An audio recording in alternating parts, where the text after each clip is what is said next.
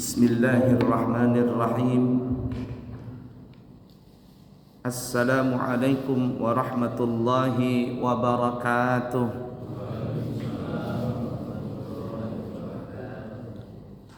Alhamdulillahi rabbil alamin.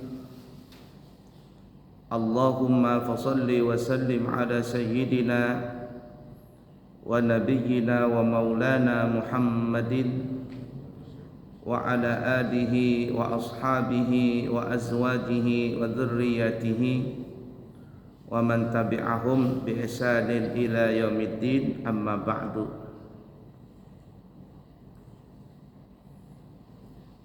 Bapak Ibu para jamaah sekalian yang disayangi Allah dan dicintai Allah,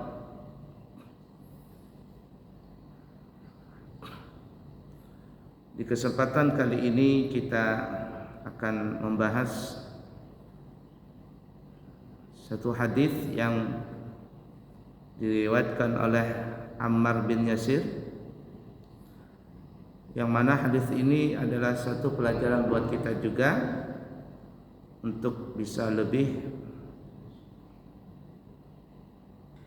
mendekatkan diri kita kepada Allah Subhanahu wa taala dan juga mengikuti sunnah daripada Nabi Muhammad sallallahu alaihi wasallam.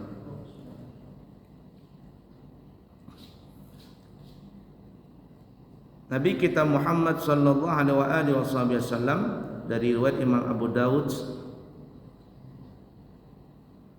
radhiyallahu taala anhu, dari Nabi kita yang diriwayatkan daripada Ammar bin Yasir, Nabi kita Muhammad sallallahu alaihi wasallam bersabda, "Salasatun la taqrabuhumul malaikah, la taqrabuhumul malaikah, jifatul kafiri wal mutadammikhu bil khaluqi wal junubu illa ayyatawadda." Ada 3 orang yang tidak didekati oleh malaikat.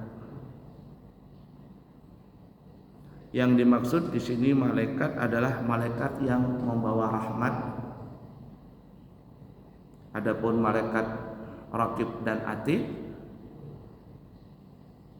itu selalu ada bersama kita. Yang di sini maksudnya malaikat tidak mau dekat kepada kita adalah malaikat rahmat. Ini dari satu hadis ya. Kita lihat apa yang 3 orang itu. Yang pertama, jifatul kafiri, bangkai orang kafir, orang yang tidak beragama Islam. Kafir itu adalah bisa dimaksudkan orang yang tidak beragama Islam.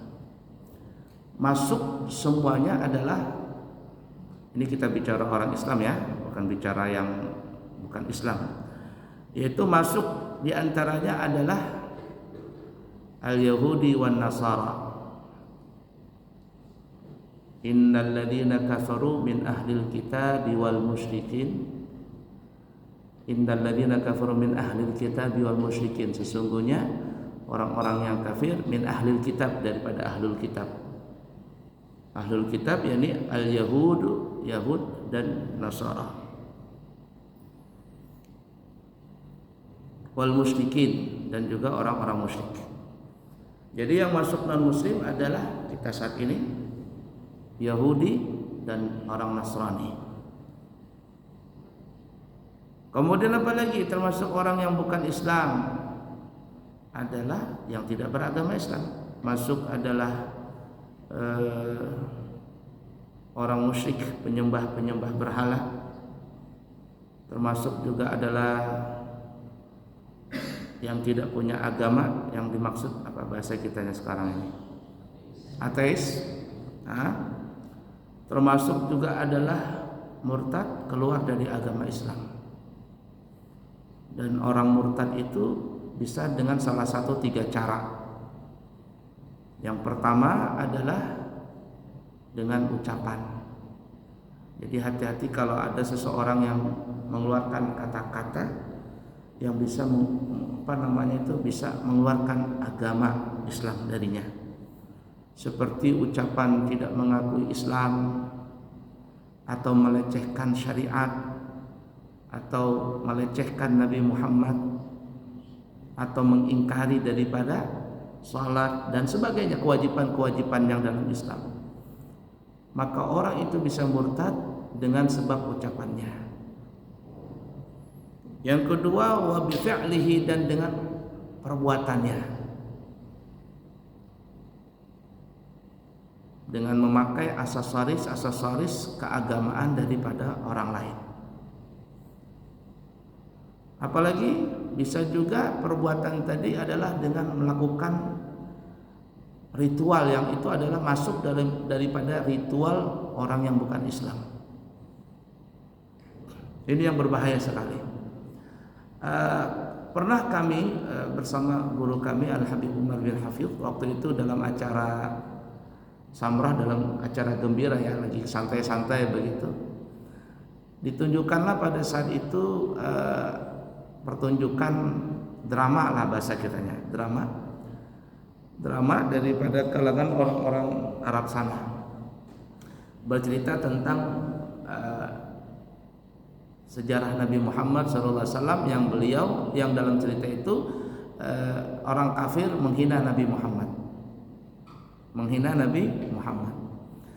karena dia belakon, karena dia pemainnya ini melakoni dia seperti Abu Jahal, Abu Lahab, dia mengeluarkan kata-kata yang seakan-akan tuh menghina lah, ya kayak mana orang bikin acting film begitu.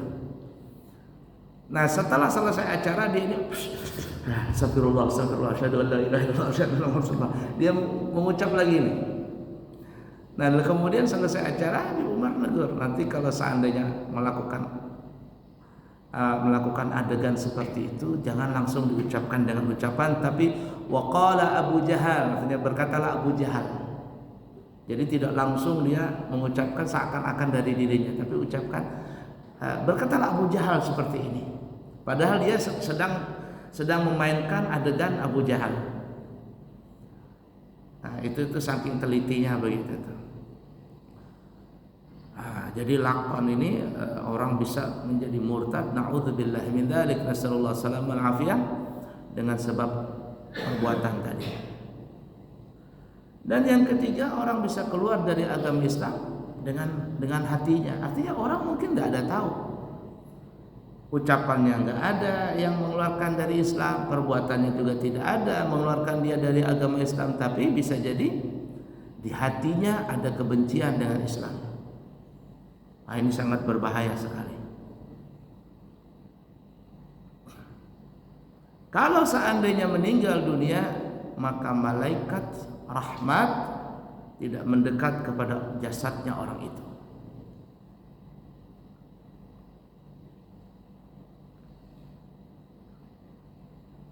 Innal ladzina kafaru min ahlil kitabi wal musyrikin fi nari jahannam khalidina fiha. Sesungguhnya orang-orang kafir dari kalangan ahlul kitab wal musyrikin, dan juga orang-orang musyrik mensekutukan Allah, fi nari jahannam khalidina fiha, mereka kekal di dalam neraka jahanam. Ini yang dimaksud ahlul kitab yang saat ini. Kalau ahlul kitab di zaman dulu, Yahudi di zaman Nabi Musa, Nasara di zaman Nabi Isa, yang mereka berpegang dengan syariat Nabi mereka yang benar, tidak merubah kitab mereka, mengikuti syariat Nabi Musa, mengikuti syariat Nabi Isa alaihi wassalam, maka mereka itu masuk dalam surga.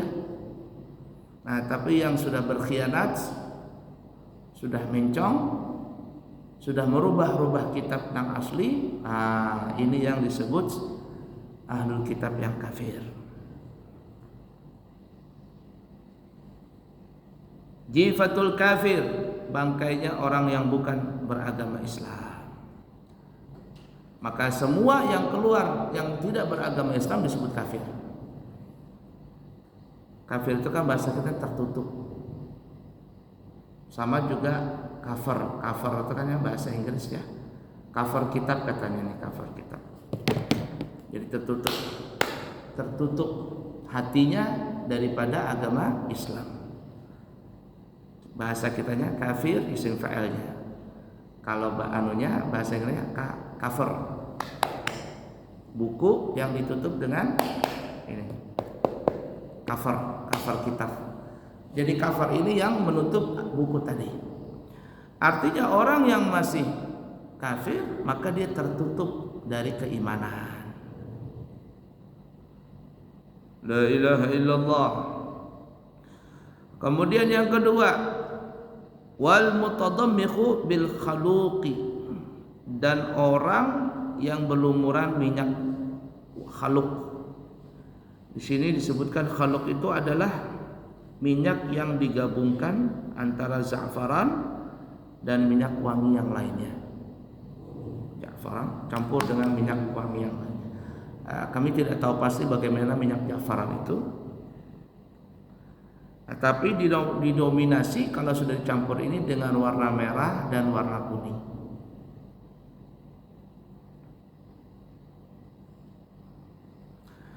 Tapi dalam masalah al-khaluq, minyak harum za'faran yang bercampur dengan minyak harum yang lainnya, di sini ada memang beda pendapat. Ada yang mengharamkan, ada juga yang membolehkan. Dalam hadis ini Nabi melarang. Apalagi malaikat tidak datang. Tidak datang ini apakah sampai haram? Apakah cuma sampai makruh? Nah, di sini beda pendapat. Artinya minyak harumnya ini yang memakainya ini lah. Yang memakainya siapa ini? Laki-laki. Kenapa kok malaikat tidak mau dekat kepada orang yang memakai minyak harum za'faran yang bercampur dengan minyak yang lain? Yang dominasi warna tersebut adalah dengan warna merah dan warna kuning. Nah, karena minyak harum yang seperti itu adalah minyak harum yang dipakai oleh perempuan. Minyak harum perempuan. Saking segitunya tuh ya, Nabi melarang kita tidak boleh mengikuti ucapan, gaya, aksesoris, pakaian dari kalangan perempuan. Dalam riwayat yang lain dikatakan la'ana Rasulullah sallallahu alaihi wasallam al-mutasyabbihina minar rijali wal mutasyabbihat minan nisa. Rasulullah sallallahu alaihi wasallam melaknat. Kalau Rasul melaknat berarti Allah taala juga melaknat seseorang yang menyerupai seseorang laki-laki, golongan laki-laki yang menyerupai perempuan, dan golongan perempuan yang menyerupai laki-laki. Baik ucapan, tingkah laku, aksesoris, dan semuanya yang memang itu sudah ditentukan untuk perempuan. Oh, ini jenis perempuan nih. Ini pakaian ini memang perempuan yang pakai. Ini punya laki-laki. Jelas ini punya laki-laki. Lalu dipakai oleh selang-seling mereka, yang pakaian perempuan dipakai laki-laki, yang pakaian laki-laki dipakai perempuan. Maka ini dilaknat oleh Rasulullah SAW. Baik gaya bicaranya yang gemulai. Nah ini karena ini. Ya. Ini baru saya pulang ya, dari tanggal 14 sampai tanggal 27 itu saya membawa satu jamaah. Saya tidak sebutkan jamaah saya namanya siapa. Jadi dia berangkat dengan ibunya. Ibunya itu datangin saya. Abuya, saya mau berangkat umrah bareng abuya. Kata saya, boleh. Saya punya anak juga, mau ikut juga. Kata saya bagus. Karena ibu sudah umur 70-an. Kalau ikut sendirian nanti saya kecapean. Harus punya anak temenin. Tapi anak saya ini katanya agak gimana gitu. Agak gimana. Kata saya, gimana maksudnya? Yaitu kayak perempuan. Kayak perempuan. Kami berpikir beliau punya anak ini memang parah. Arti parah itu kayak transgender yang di pinggir-pinggir jalan begitu. Mamanya bilang tidak, dia tidak begitu. Dia cuman kerja salon di depan rumah, habis itu masuk kamar, begitu ya kerjanya, nggak seperti orang keluyuran kemana-mana. Saya bilang insya Allah dia mau berangkat dan insya Allah dia berubah nanti dia berubah sampai ke sana berubah dan insya Allah balik dia akan berubah. Ringkas kata, saya mau bertemu dengan orang ini, mau tak lajarin manasik apa semuanya dan juga kepingin ketemu. Nggak mau ketemu dia sampai akhirnya kurang lebih 2 hari atau 3 hari sebelum keberangkatan baru dia mau ketemu dengan saya. Saya bilang ayo kita belajar manasik di pesantren. Kata mamanya nggak mau dia, Abu ya. Ya sudah, saya yang datang ke rumah bikin acara. Setelah acara di rumahnya, mana kata si fulan, kata saya. Datanglah dia menemui saya lajarin manasik. La ilaha illallah. Jadi dia laki-laki tapi bentuknya itu perempuan. Artinya dia, mohon maaf, dia punya buah dada, pokoknya lengkap lah kayak perempuan. Cuman sekarang badannya sudah agak gemoy begitu. Bingung saya ini berangkat ini. Artinya ya alhamdulillah berangkat lah. Cuman saya pikir kalau dia berangkat mau taruh di mana di kamarnya ini? Karena bentuk badannya ini bentuk perempuan. Mamanya bilang, Abu ya nanti si anak saya itu sama siapa dah? Nanti sama saya, Ibu Haji. Sampai di Mekah, sekamar kan berempat nih. Saya panggil sebulan bagi kamar. Nah kebetulan sisa dia, kata saya bertiga, kemudian dia satu. Nah, masuk kamar ranjang itu bersusun 1, 2, 3, kemudian ada satu ranjang yang terpisah. Jamaah yang teman kamar saya ini bilang, Abu ya di mana si Anu tinggal duduk tidurnya? Saya bilang kita nggak tahu di kelakuan dia gimana ini. Kita bertatai bertiga, biar dia satu terpisah. Kalau kita bertatai bertiga, takut nanti malam ada apa begitu. Akhirnya sudah 3 bertatai, kami yang normal nih, yang satu dia terpisah. Saya terus terang masih khawatir, takut tersinggung apa bicara itu kan ya. Masuk bicara, akhirnya alhamdulillah nyambung nih. Nyambung. Nah dia cerita dia mau pergi umrah asalkan satu katanya, rambut dia jangan dipotong karena rambut dia panjang. Dulu dia narkoba, dulu begini itu macam-macam dia kelakuan, tapi dia sudah bertobat. Dia berhenti narkoba itu dengan sendirinya tanpa bantuan orang lain. Kata saya ini besar katanya, karena suntik hormon. Kata saya mohon maaf nih ya bahasa kita ya, ada putingnya enggak? Ada tapi kecil katanya.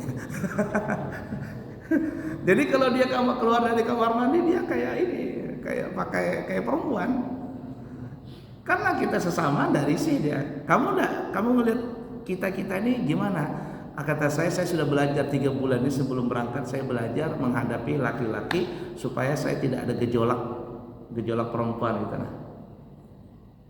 Kan dia ada gitu ya gitulah. Kalau ngeliat laki-laki, kamu ngeliat laki-laki yang berepan itu gimana? Sekarang biasa sama seperti kita. Kalau kemarin itu katanya sebelum saya latihan, ada bisa lihat laki-laki ganteng katanya, kelopak kata. La ilaha illallah. Malam hari saya tidur dengan jamaahnya. Tiba-tiba saya dengar kayak ada suara perempuan. Saya pikir kuntilanak nih. Kuntilanak. Ada di Mekah kuntilanak. Oh si Anu kata, berubah suaranya seperti perempuan. Jadi dia bisa berubah perempuan, bisa berubah laki-laki suaranya. Malam itu seperempuan. Akhirnya pagi saya tanya, kenapa? Siapa suara perempuan tadi malam? Saya katanya. Kenapa kok seperempuan? Saya lagi teleponan sama pacar saya. Pacar kamu laki cowok cewek? Cowok katanya. Cowok katanya. Tapi saya nggak pernah ketemu katanya. Nggak pernah ketemu. Jadi kalau kamu teleponan begitu, video call dan semuanya, kamu pakai wajah yang mana? Pakai wajah perempuan. Jadi ada aplikasi begitu. Aplikasi betul cantik di aplikasi itu. Kata saya pribadi. Ini jangankan orang lain, saya aja naksir dengan perempuan ini kata saya. La ilaha illallah. Itu mamanya selalu menangis, Abu ya terima kasih, saya punya anak ini bisa berangkat. Mau dia berubah dia. Nah jadi waktu di Mekah itu, di Madinah, kata saya hati-hati loh, di Mekah Madinah banyak model-model orang seperti ini. Waktu di Madinah itu yang pegawai hotel ini ngelihat dia itu gitu, ya gitu. Didatangi dia. Ternyata si orang Bangladesh ini yang kerja itu kelainan juga. Kelainan juga. Kelainan juga. Datang dia. Jadi si orang Bangladesh ini turun naik cari dia. Laporan saya takut katanya. Hati-hati kamu dekat dia. Kamu pulang nggak ada bunyinya kentut kamu nanti kamu. Ketawa dia. Jadi kalau dia mau turun, dia kan merokok nih. Saya mau ngerokok, sudah tak temenin. Saya kan pakai bolang apa begitu. Jadi Bangladesh juga bingung loh, ini ada kiai kok temanannya begini katanya. Jadi tak temenin, kalau dia turun dia ngerokok begitu, ya kita tak temenin. Kenapa dia nggak mau lagi? Dia sudah tobat. Dan dia pacaran sama yang di video call sama pacarnya itu nggak pernah ketemu, cuman iseng-iseng aja. Sudah berapa tahun itu, cuman duit jalan terus katanya. Dikasih duit dia tiap bulan 3 juta 4 juta terus dikasih. Dia bilang apa? Kan menyenangkan hati orang kan itu pahala kan katanya. Bikinlah kamu dalil sendiri kata saya. Terserah ada kamu bikin dalil sendiri. Jadi di Mekah Madinah itu banyak sekali begitu. Kata saya bilang hati-hati kau di sini. Badan kamu seperti itu hati-hati. Dia lagi tawaf begitu kan, rambutnya panjang. Lihat orang-orang perempuan tuh dikerudungi sama ibu-ibu. Saya laki-laki. Kirain perempuan ditutupi supaya rambutnya. La ilaha illallah. Nah itu yang begini ini memang saya bilang, saya terus terang yang begini menghadapi orang seperti ini, saya tidak juga bisa menyalahkan 100% karena dia hormonnya begitu tuh. Dia bilang semuanya, mama saya memang begini. Siapa sih yang mau jadi begini? Siapa katanya. Cuman karena kewanitaan di dalam tubuhnya itu kuat sekali, jadilah dia begitu. Nah, jadi dia bilang, katanya insya Allah saya akan datang lagi ke sini, tapi saya datang dengan yang lebih baik lagi. Saya akan datang ke sini kembali dengan yang lebih baik lagi, dan saya akan ajakin teman-teman saya. Saya bilang kalau kau ajakin teman-teman kamu heboh di Mekah Madinah ini. Itu waktu dia waktu paspor, dia bikin paspor itu kan wajahnya perempuan. Dilihat sama orang wajahnya perempuan tapi namanya laki-laki. Lalu ada wartawan portal Balikpapan. Waktu dibikin imigrasi, mau masuk mau dipoto dia. Kemudian transgender mau ikut umrah nih, aneh-aneh nih. Katanya kita masukin di portal Balikpapan supaya ramai nih heboh. Oh jangan katanya. Jangan katanya. Biarkan saya seperti ini dulu, nanti saya mau berubah dulu pelan-pelan. Nah dalam kesempatan itu saya berikan nasihat cuma 3 kata saya. Kan masih waktu perempuan, nggak bisa kan langsung dinasehatin. Marah dia, kecewa dia. Saya bilang, saya beri nasihat 3. Apa itu Abu ya saya? Kalau kau bisa kerjakan ya alhamdulillah. Pelan-pelan lah dulu. Apa itu? Yang pertama kata saya, kalau kau tidak bisa lepas aksesoris giwang, gelang apa tuh. Waktu sampai di bandara Balikpapan tuh masih pakai gelang apa semuanya itu dia. Kata saya, lepas ya? Mau nggak lepas? Ya mau kata, dilepasnya. Titipin sama keluarganya. Saya bilang kalau kau tidak bisa lepas giwang, gelang, kalung, kau silakan pakai, tapi tolong jangan pakai yang emas kuning. Jangan pakai emas kuning. Oh iya katanya. Yang kedua kata saya, kau jangan pakai nyambung rambut. Karena rambutnya panjang, dia cerita saya punya rambut saya sambung terkadang sampai ke bahu. Saya bilang kalau bisa kau jangan pakai nyambung rambut, karena nyambung rambut itu kan rambut terkadang rambut orang yang hidup atau yang orang mati. Saya ceritain tuh, ada pernah kejadian di Afrika, ini kejadian asli, di YouTube ada itu, di Google. Ada perempuan kepalanya itu berulat. Bukan hanya berulat, tapi masuk ke dalam tengkorak, bolong-bolong, dia punya kepala bolong-bolong.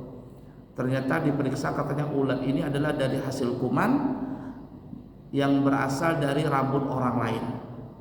Dia kan sukanya, orang Afrika kan rambutnya tipis-tipis dikit-dikit disambung dengan rambut orang mati, rambut orang hidup, itu timbul kuman. Langsung kuman itu menjadi ulat dan menggerogoti dia punya kerongkong kepala ini. Dia bilang saya tahu ceritanya. Dia bilang, nah saya pesan itu kedua. Yang ketiga, jangan kau tinggalkan sholat. Siap katanya, saya berubah insya Allah pelan-pelan katanya. Nah yang seperti itu tidak bisa langsung. Tahun lalu kalau tidak, atau 2 tahun yang lalu, guru kami Al-Habib Umar bin Hafidh bertemu dengan para artis-artis di Indonesia, di Jakarta. Di Malaysia juga begitu, para artis-artis Malaysia juga ketemu dengan Habib Umar. Salah satu yang bertanya adalah transgender tadi. Kami ini serba salah, kata bahasa kitanya. Di masyarakat kami disalahkan, tapi watak kami seperti ini gimana? Tapi Umar tidak salahkan, saya langsung haram bid'ah masuk rendah. Sholat dulu kata Umar, sholat dulu. Nah, coba orang seperti itu. Itu memang mereka yang seperti itu ada yang memang korban, pernah disodomi waktu kecilnya atau apa. Nah, jadi begitu modelnya. Ada yang mungkin dia punya saudara perempuan, semuanya saudaranya itu selalu memakaikan pakaian perempuan kepada adiknya ini, akhirnya jadi keperempuanan. Ada seperti itu. Kalau yang jamaah saya ini, kenapa kamu bisa begini? Katanya pernah dilecehkan sama orang lain waktu kecil. Wah, kata saya, ya sudahlah begitu, mau bagaimana lagi. Gitu. Kalau bisa berubah. Nah jangan kita yang normal ikut-ikutan begitu, jangan. Jadi mutasyabihat wal mutasyabbihin wal mutasyabihat. Orang-orang yang menyerupai laki-laki, perempuan yang menyerupai laki-laki menyerupai perempuan menyerupai laki-laki, hukumnya haram. Dari segi manapun juga, ucapan, tingkah laku, pakaian dan sebagainya. Termasuk dalam hadis ini adalah minyak harum ja'faran dicampur dengan minyak harum yang lain yang warnanya itu identik dengan warna merah dan warna kuning. Kenapa di situ? Karena biasanya ini pakaian minyak harum perempuan. Tapi dalam masalah minyak harum ini ada yang membolehkan, ada juga yang mengharamkan. Nah, dalam hadis malaikat tidak datang ini bukan menunjukkan haram yang mereka mengatakan apa yang mereka mengatakan ini bukan halal haram, tapi menunjukkan malaikat cuma tidak datang saja. Nah, oleh karenanya kalau kita memakai minyak harum sebaiknya ya pakai minyak harum punya laki-laki ya laki-laki, punya perempuan. Ada juga minyak harum itu yang bisa dipakai oleh laki-laki dan perempuan. Sepeda motor saja sepeda motor. Kita kan sepeda motor itu yang metik-metik itu kan sebenarnya diuntukkan untuk perempuan, tapi sekarang mau laki mau perempuan, mau bencong asli, bencong jadi-jadian, semuanya pakai motor yang sama. Coba kalau kita terapkan motor itu yang laki-laki harus pakai kopling, repot kita semuanya. Nah, jadi ada yang pakaian atau apa saja yang bisa dipakai laki-laki atau perempuan itu nggak ada masalah. Tapi yang sudah identik ini punya perempuan, ini punya laki-laki, tidak boleh disilang. Nah, soal minyak harum yang tadi ini, minyak harum khaluq, ini sebagian ulama membolehkan untuk memakai, sebagian ulama mengharamkan. Alasannya karena itu minyak harum pakaian perempuan. Nah, ancamannya kalau ada laki-laki yang memakai seperti itu, maka malaikat rahmat tidak mau dekat dengan dia. Paham lah ya? Bendanya ini ada yang menghalalkan, ada yang mengharamkan, tapi kalau laki-laki memakai itu, ancamannya malaikat rahmat tidak mau datang kepada dia. Lalu kalau malaikat rahmat tidak mau datang, siapa yang datang? Berarti setan. Otaknya, pikirannya, hatinya diselimuti oleh syaitan. La ilaha illallah.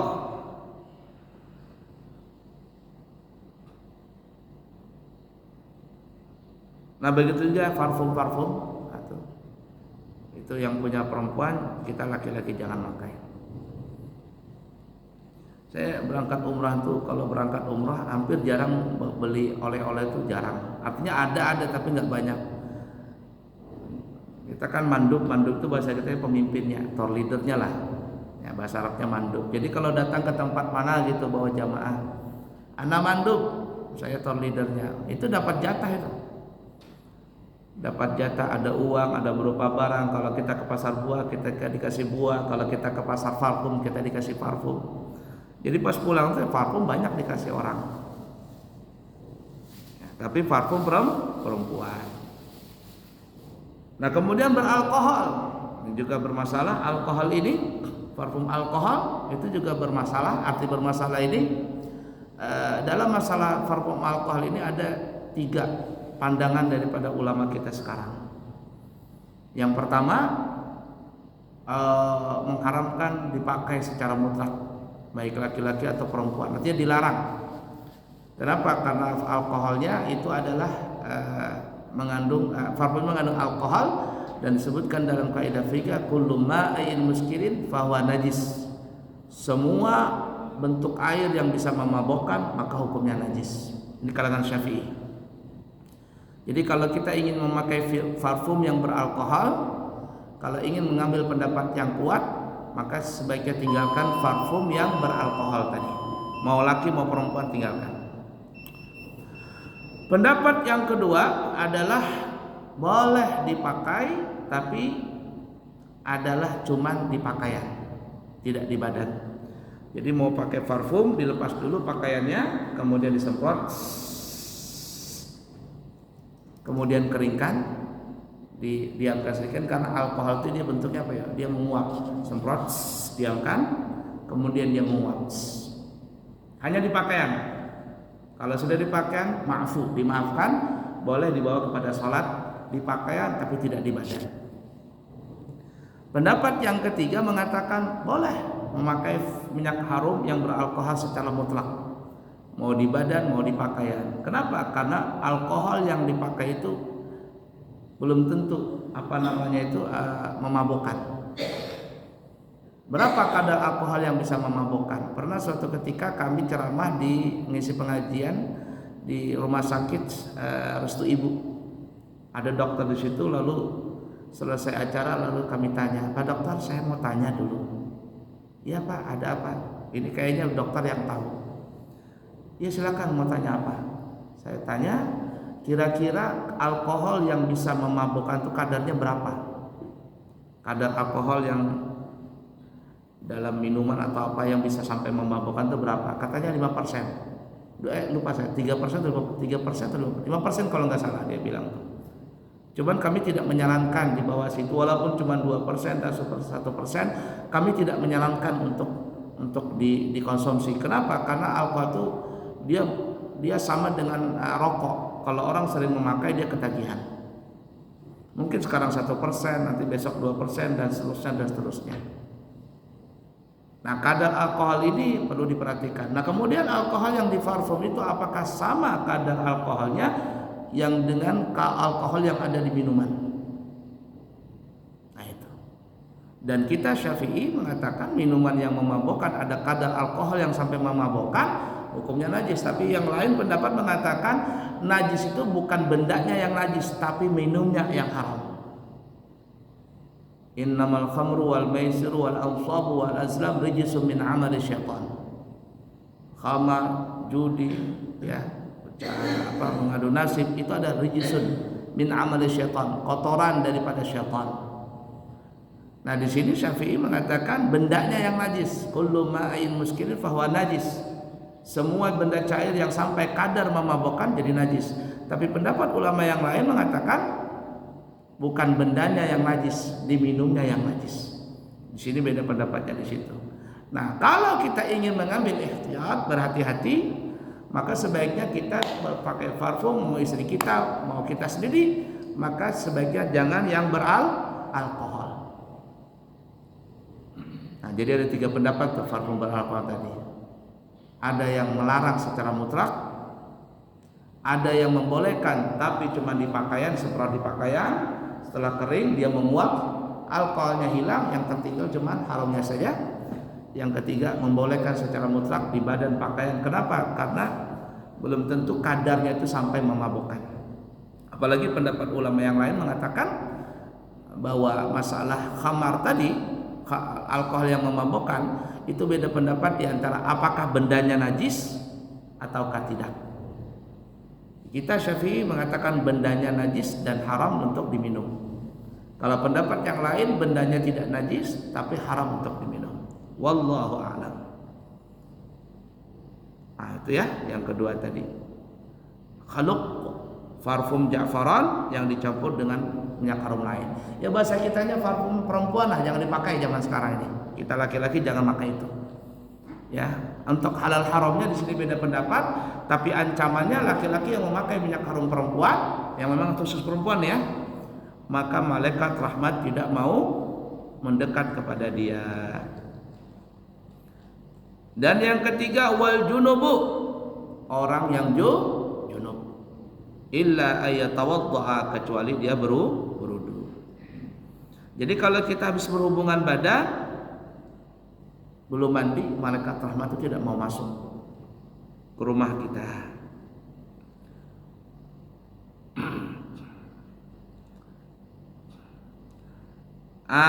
Ini yang menunda mandi junub kalau tanpa alasan.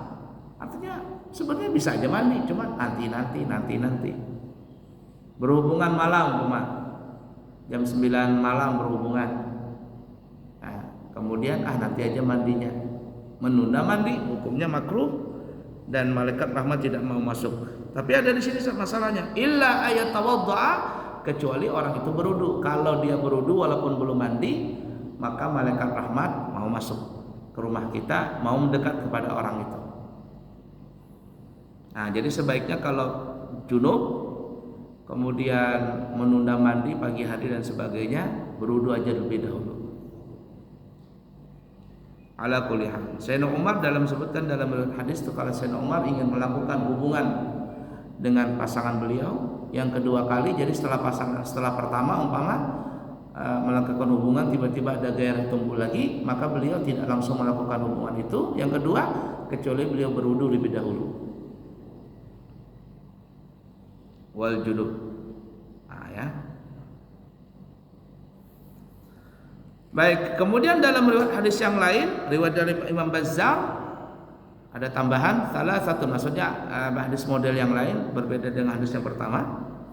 Salah satu la taqrabuhumul malaika, ada 3 orang yang malaikat tidak mau dekat dengan dia. Al junubu, orang junub, was sakran, pemabok, orang yang lagi mabok, wal mutadammihu bil khaluq, orang yang melumurin badannya atau pakaiannya dengan minyak wangi khaluq tadi. Minyak wangi khaluq, alias minyak harum yang khusus dipakai oleh perempuan. Sebenarnya banyak ya yang mencegah malaikat rahmat tidak mau dekat dengan kita atau masuk ke rumah. Salah satunya adalah patung juga, patung itu tidak mau. Foto, foto ini simpang siur ya. Foto ini kalau foto ulama kita banyak membolehkan. Nah, kalau bubuhan Wahabi itu nggak mau dia. Dulu tahun yang lalu kalau tidak salah saya bawa jamaah naik taksi, kemudian supirnya ini masih anak muda. Lalu dia cerita kenapa Indonesia itu kok suka ziarah ini itu bla bla bla dan seterusnya. Saya jawab begini dan begitu. Nah, salah satu yang jadi perdebatan antara saya dengan supir waktu itu, katanya kenapa itu orang-orang suka majang foto di rumahnya itu? Kata saya kenapa? Itu haram itu, patung itu kata dia. Kata saya bilang kau punya duit nggak? Punya. Kata saya sini had fulus hagak, sini saya pulus kamu, saya ambil. Kenapa katanya? Itu di pulus kamu tuh, di uang kamu tuh, foto semuanya itu, foto raja kamu tuh. Nah kemudian pas lewat begitu, tuh kata saya tuh, raja kamu tuh fotonya gede banget tuh, Salman itu. MBS tutup. Diam saya gitu kan. Dia melarang foto, manjang foto di rumah. Itu foto raja kamu tuh. Duit kamu tuh foto semuanya. Lalu saya bilang, tanya lagi, kamu punya televisi, indak televisi fil bait, punya TV di rumah? Nggak punya katanya. Nggak punya TV. Kamu udah nonton TV dulu? Nggak. HP punya. Itu lebih parah itu kata saya tuh. HP kamu tuh bukan lagi foto, video, gambar bergerak. Kamu mengharamkan orang majang foto. Di tanganmu tuh bukan lagi foto, video bergerak, ngebekutik dia diam. Nah foto ini kalau foto biasa nggak apa-apa, yang dilarang tuh patung. Nah patung ini ada patung utuh. Patung utuh itu dilarang. Atau patungnya tidak utuh tapi cembung atau cekung. Ini lukisan dinding apa 3D apa bahasa kita itu ya. Kalau dipegang tuh dia timbul gambar orang atau apa. Ya. Ini kayak gitu ya. Mana? Kaligrafi yang di depan tuh kan timbul tuh di semen. Kalau dia berbentuk patung, maka ini dilarang. Patung ini pun maksudnya patung mana? Patung yang bernyawa. Bernyawa itu seperti manusia, binatang, makhluk hidup ini yang bernyawa. Tapi kalau tumbuh-tumbuhan, pohon-pohonan itu tidak dilarang. Dan juga para ulama masih membolehkan kalau seandainya patungnya bentuk yang bernyawa ini kalau utuh, artinya patung itu yang diperkirakan kalau seandainya dia hidup maka kalau dia ada maka dia hidup. Kalau seandainya dia diperkirakan tidak hidup, kalau dia ada maka itu tidak apa-apa. Ada umpama patung manusia kepalanya nggak ada. Kira-kira kalau ada manusia nggak punya kepala bisa hidup nggak? Dia hidup.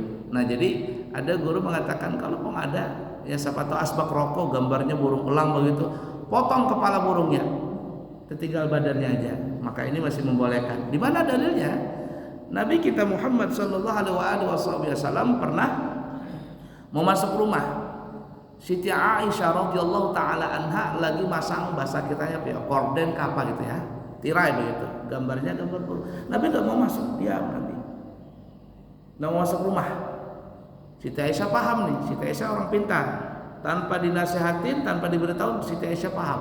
Oh, jangan-jangan Nabi enggak mau suka tirai ini.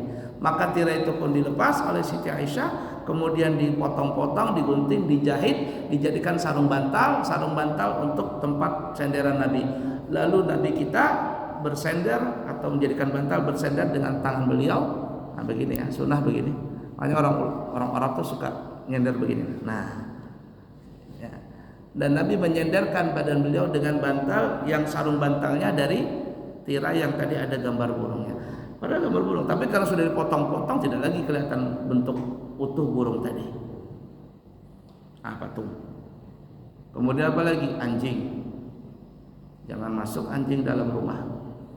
Nabi kita Muhammad SAW pernah menunggu Jibril. Kenapa Jibril nggak datang-datang nih? Nggak datang-datang. Sudah berapa hari Jibril nggak datang ke rumah. Lalu di tempat lain Nabi ketemu Jibril, bahasa kita ya. Kemana?